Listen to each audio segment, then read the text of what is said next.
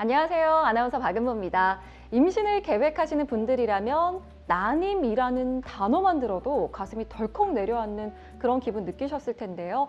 오늘 저희가 의술뿐만이 아니라 정말 따뜻한 마음 케어까지 해주시는 선생님 모시고 이야기 나눠보도록 하겠습니다. 최하영 선생님 모셨습니다. 안녕하세요. 안녕하세요. 네, 반갑습니다. 먼저 자기소개 부탁드릴게요.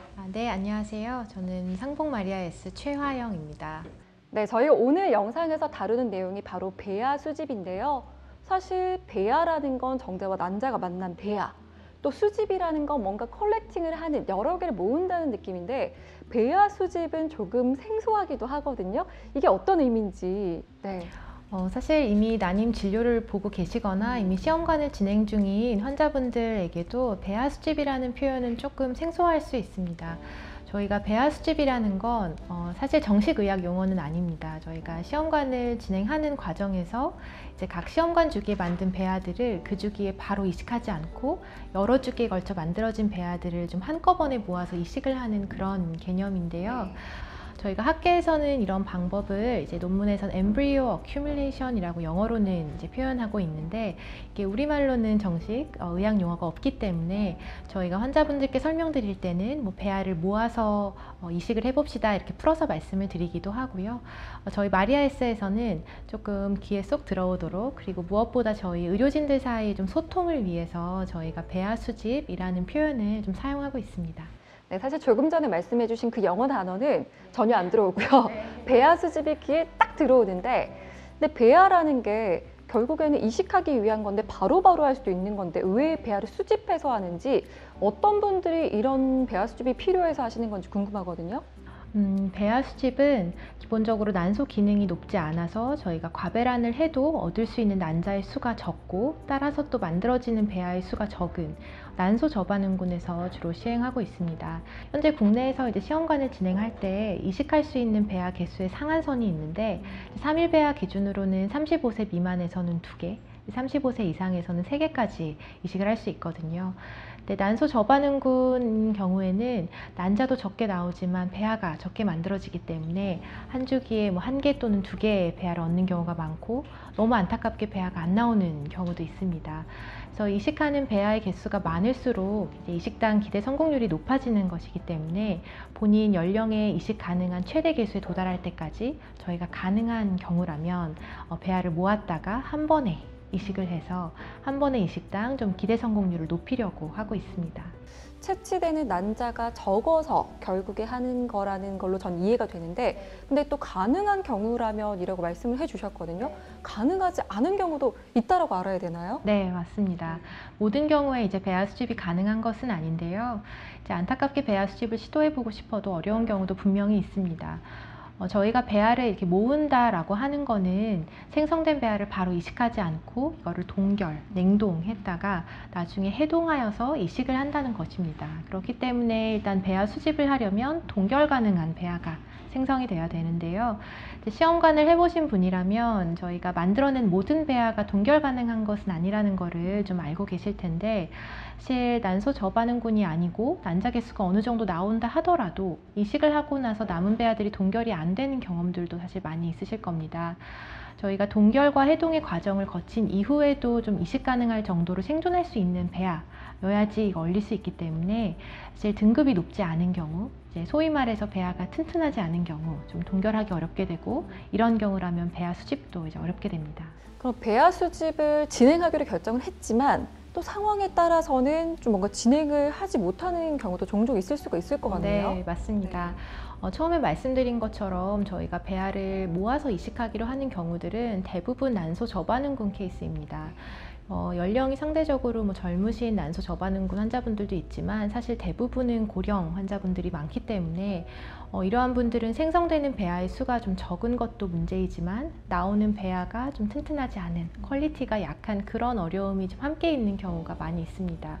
그래서 배아를 모으고 싶어도 동결 가능한 배아가 나오기 어려운 분들이 많기 때문에 어쩔 수 없이 한 주기에 하나씩 이제 이식을 진행하는 경우도 꽤 있습니다.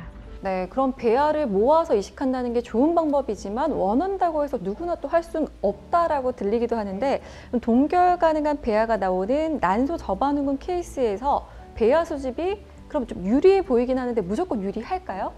사실 무조건 유리하다고 볼 수는 없습니다. 저희가 이 질문에 대한 좀 설명을 드리려면 저희가 시험관 시술할 때 왜 여러 개의 배아를 넣는지에 대한 좀 이해가 필요한데요. 배아가 성공적으로 자궁안에 착상을 잘 하기 위해서는 저희가 배아의 겉모양으로 판정하는 등급이라는 것도 물론 중요하지만 사실 더 중요한 거는 그 본질이라고 할 수 있는 염색체가 건강한지, 수가 괜찮은지, 구조는 정상인지 이런 것들이 굉장히 중요합니다. 착상전 유전 검사를 거치지 않은 그냥 일반의 3일 배아라고 가정을 했을 때 여성의 연령이 이제 고령일수록 사실 건강하지 않은 염색체를 가진 배아 비율이 상당히 많습니다. 그렇기 때문에 저희가 기다리는 그 임신이 잘 될 건강한 염색체를 만날 배아를 만날 확률을 높이기 위해서 저희가 여러 개의 배아를 준비하는 건데요. 상식적으로도 하나 이식하는 것보다는 당연히 3개 이식하는 게 확률이 높을 거라고 누구나 생각할 수 있는데 실제 임상 연구에서도 많이 진행이 됐었던 내용이고요. 2019년에 발표된 한 논문에서는 이걸 직접적으로 비교를 했는데 이제 한 주기의 배아를 하나씩 모아서 3달을 모아 이식한 군과 이제 만들어진 한 개의 배아를 바로 그 주기에 이식한 군을 비교를 했을 때 이제 배아 수집을 한 군에서 생아 출산율이 뭐 2배에서 3배 가까이 높았고요. 저희 마리아에스에서 진행하신 분들의 케이스를 모아서 분석해 봤을 때도 뭐 비슷하게 훨씬 더 임신율이 높은 것으로 저희가 확인을 했습니다. 하지만 이게 확률의 문제인 거지 무조건 절대적이라고 볼 수는 없습니다. 저희가 좀 생각해 봐야 하는 거는 만약에 저희가 이번 달에 A라는 배아를 만들었고 다음 달에 B라는 배아를 만들고 그 다음 달에 C라는 배아를 만들었다 라고 한다면 만약 우리가 기다렸던 그 건강한 배아가 이번 달에 만들어진 A 배아였으면 굳이 3개월을 기다려서 ABC 배아를 한 번에 이식하지 않고 이번 달에 바로 A 배아를 이식했더라면 사실 더 빨리 어쩌면 임신이 됐을 수도 있거든요. 그래서 이것은 저희가 한 번에 이식당 확률을 높이려는 그런 확률의 문제인 거지 반드시 모든 분들에게서 모으는 것이 무조건 더 좋다라고만 볼 수는 없는 문제입니다. A라는 과정 후에 B, C가 병행되지 않는 경우도 있겠죠? 네. 사실 저희가 이식을 결정하는 데 있어서 배아만이 중요한 것은 아닙니다. 잘 착상하기 위해서 물론 배아 요인이 제일 크지만 그 외에도 환자분 자궁 내막의 상태라든지 뭐 호르몬 수치 그리고 전체적인 환자분의 컨디션도 물론 고려해서 저희가 이식을 결정하게 됩니다. 실제 제 환자분 중에서 이제 AMH 수치가 굉장히 낮은 난소 저반응군이셨고 40세 이상이셨고 또 이분은 사실 자궁 내막도 그렇게 좋은 분이 아니었는데 매달 한 개의 배아를 이식하는데 계속 되지 않아서 이제는 좀 모아서 해보자 라고 결정을 했고 배아 수집을 계획하고 있었는데요.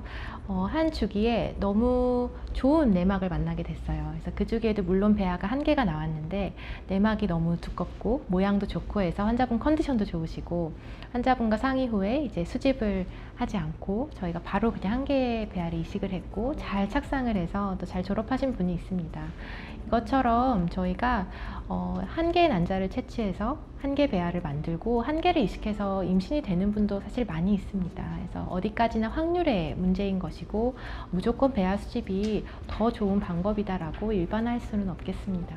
자, 저희가 지금 오늘 나눈 얘기들을 좀 정리를 해보면 배아 수집은 결국에 이식될 임신율을 높일 수 있는 장점도 있는 거고 또 모든 경우에 그렇지만 적용이 가능한 건 아니고 또 케이스 바이 케이스라든지 확률이라든지 여러 가지 가변 요소들이 좀 있다라고 봐야 되겠네요. 네, 맞습니다.